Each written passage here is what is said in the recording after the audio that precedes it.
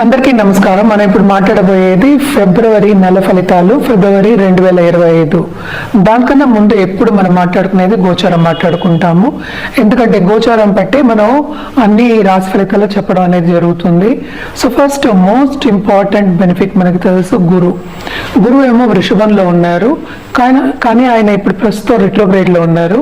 అది 4th ఫిబ్రవరికి direct అవుతున్నారు. అదొక మంచి విషయం.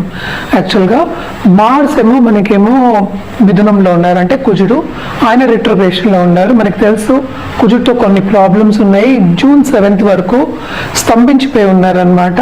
అందుకోసం కొన్ని రాసుల వారికి చాలా బాగుంటుంది, కొన్ని రాసుల వారికి అంత బాగుండదు.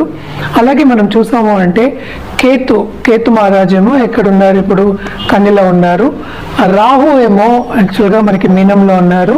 రాహుతో పాటు వీనస్ ఉన్నారనమాట. శుక్రుడు మీనంలో ఎగ్జాల్టేషన్ అంటే ఉచ్చ స్థితిలో మనకి వీనస్ శుక్రుడు ఉన్నారనమాట.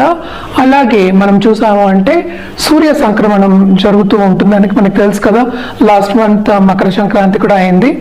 12th ఫిబ్రవరికి కుంభంలోకి ప్రవేశిస్తున్నారు. ప్రస్తుతం మకరంలో ఉన్నారనమాట. అలాగే మెర్కురీ అంటే బుధుడేమో 11th ఫిబ్రవరికి కుంభంలోకి ప్రవేశిస్తున్నారు.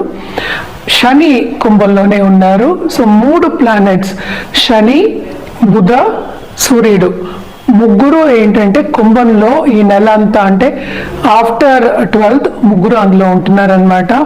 మనం మాట్లాడుకున్నాం కూడా, మొత్తం 6 గ్రహ కూటమి కూడా మనం మాట్లాడుకున్నాము. అలాగే మనం చూసాము అంటే మనకి మెర్కురీ ఏమో కొన్నిసార్లు రిట్రోగ్రేషన్ అవుతారనమాట. కానీ కూడా స్టార్టింగ్ ఆఫ్ దిస్ మంత్ ఏంటంటే మనకి మకరంలో మెర్కురీ, సన్ ఇద్దరు కలిసి ఉన్నారు కనుక బుధ ఆదిత్య యోగం అనేది ఏర్పడుతోంది మకరంలో. సో కొన్ని రాసుల వారికి చదువు విషయంలో, స్టూడెంట్స్కి, అలాగే కెరియర్ విషయంలో, చేసే పని విషయంలో, బిజినెస్ పీపుల్కి చాలా చాలా బాగుంటుంది.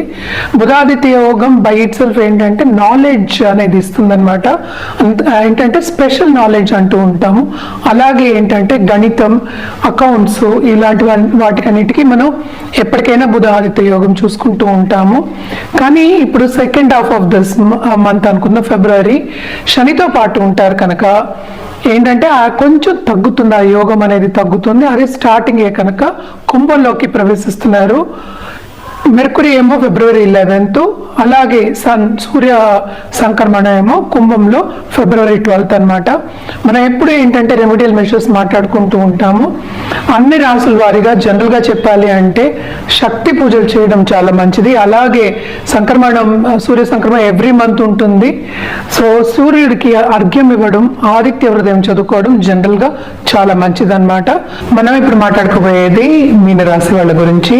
మీనరాశి వాళ్ళకి ఫిబ్రవరి 2025 రాశి ఫలితాలు ఎలా ఉన్నాయో చూద్దాము. మీనంలో మనకి వీనస్ ఎగ్జాల్టేషన్ ఉంది. ఈ రాశికి అధిపతి ఏమో 3వ ఇంట్లోనే, అంటే పరివర్తన యోగం కింద నేను ఇందాక కూడా కొంచెం చెప్పున్నాను. అంటే జూపిటర్ ఓన్ హౌస్ లో ఉన్నట్టు, అండ్ వీనస్ ఏమో 3rd house లో ఉన్నట్టు. సో తప్పక వీళ్ళ తోబుట్టువులు కానీ, వీళ్ళ లాంగ్ డిస్టెన్స్ కజిన్స్ కానీ విస్తరించే ఛాన్సెస్ ఉన్నాయి. అంటే వాళ్ళ కెరియర్ డెవలప్ అవడం కానీ, వాళ్ళకి డబ్బు వచ్చే సూచనలు అనేవి బాగా కనిపిస్తున్నాయి అన్నమాట. తప్పక చాలా బాగుంటుంది. సత్సంబంధాలు ఏర్పడతాయి. వీళ్ళకి కూడా లాస్ట్ ఇయర్ నుంచి ఏల్నాట్స్ అని ఉంది. ఏల్నాట్స్ అనే ప్రభావం ఉన్నప్పటికీ ఈ నెల కొంతవరకు ఎంజాయ్ చేసే ఒక మంత్ కింద మనం చెప్పుకోవాలి.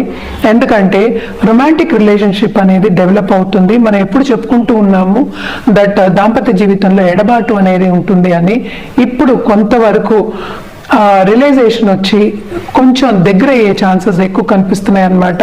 తప్పక ట్రావెలింగ్ ఇండస్ట్రీలో ఉన్న వాళ్ళందరికీ బ్రహ్మాండంగా ఉంటుంది. లాంగ్ టర్మ్ ట్రావెల్ అనేది ఉంటుంది. ఖర్చు అనేది ఎప్పటికైనా సరే విపరీతంగా ఉంటుంది, అయినా కూడా బాగుంటుంది అనమాట. అండ్ ఆల్సో కెరీర్ డెవలప్మెంట్ చాలా చాలా బాగుంటుంది. ఎందుకంటే మాస్ పొజిషన్ కొంతవరకు బాగుంది. ఆయన చల్లటి చూపు కూడా ఉంది కనుక కెరీర్ డెవలప్మెంట్ తప్పక బాగుంటుంది. కొత్త ఆపర్చునిటీస్ కెరియర్లో వస్తాయి. తప్పక వీళ్ళకి లాంగ్ టర్మ్ గా వీళ్ళు బాగా శ్రమపడి ఒక ప్రాజెక్ట్ చేసిన ప్రాజెక్ట్ కూడా వాళ్ళకి పాజిటివ్ దిశలో తిరిగే ఛాన్సెస్ ఎక్కువ కనిపిస్తున్నాయి అన్నమాట.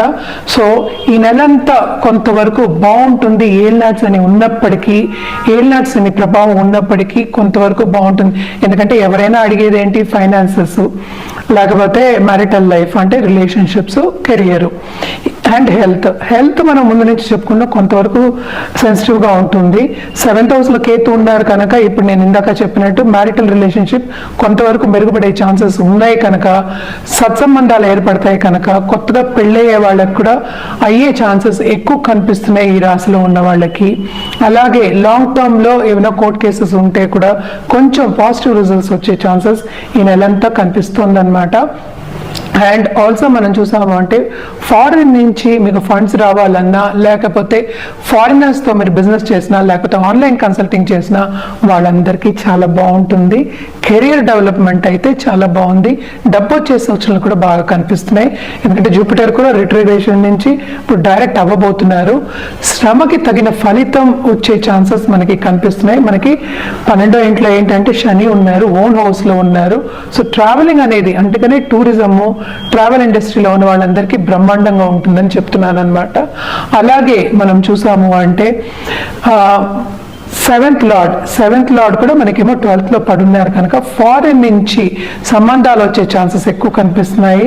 అండ్ ఆల్సో అక్కడికి వెళ్ళే ఛాన్సెస్ ఎక్కువ కనిపిస్తున్నాయి అన్నమాట. తప్పక శ్రమ పడాలి. అండ్ ఆల్సో ఏంటంటే మంచి ఉన్నత కుటుంబం కానీ ఉన్నత వ్యక్తులతో సత్సంబంధాలు ఏర్పడే ఛాన్సెస్ ఎక్కువ కనిపిస్తున్నాయి. గవర్నమెంట్ రంగంలో ఉన్న వాళ్ళకి చాలా బాగుంటుంది. ఖర్చు అనేది ఎప్పుడు చెప్పిందే చాలా అధికం ఉంటుంది. ఖర్చు పెట్టవలసిందే. అటు రాబడి ఉంది, అటు పోబడి ఉంది. కొన్ని అడ్డంగాలు వచ్చినప్పటికీ వీళ్ళు చాలా చురుగ్గా పనిచేసి బాగా ఇంటెలిజెంట్గా పనిచేసి ముందుకు సాగే ఛాన్సెస్ కింద మనం చెప్పుకోవాలి. సో ఈ నెలంతా కొంతవరకు హ్యాపీగా ఉండడం అనేది జరుగుతోందన్నమాట. అలాగే మనం చూసాము అంటే second half of this month మన మెర్క్యూరీ సన్ కూడా మనకి 12వ ఇంట్లోకి వస్తున్నారు.